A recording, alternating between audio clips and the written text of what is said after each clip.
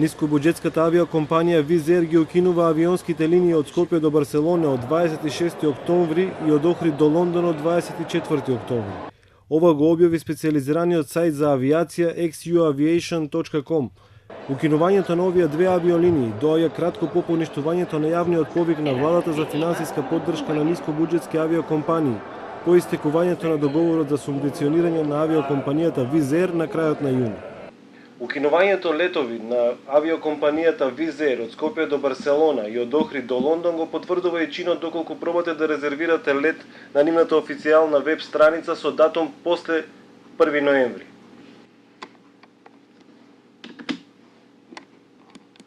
Откако ќе ги внесете податоците, системот ве известува дека таков лет за тие датуми не постои. Министерот за транспорт и врски Горан Сугаревски појаснува дека поради одредени пропусти на единствената пристигната понуда, Комисијата за евалуација го поништила јавниот повик вреден 5 милиони евра наменети за нискобуџетски авиопревозници.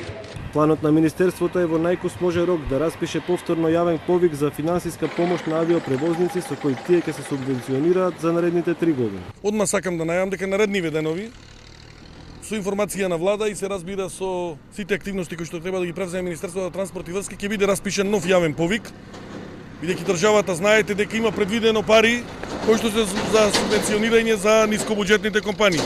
Така да во тој дел апсолутно стојам за она која што и претходно го кажав, дека ние согласно динамиката, согласно владината програма која што имаме, таа мерка продолжува, државата ќе субвенционира нискобуџетни со тоа што Министерството во најбрз може наредните денови ќе го распише новиот јавен повик. Телма испрати прашање до компанијата Визер за откажаните авионски линии, но не добивме одговор. Визер ќе ги прегине и летовите помеѓу Скопје и Ваксио во Јужна Шведска од средината на септември поради слабата поварувачка.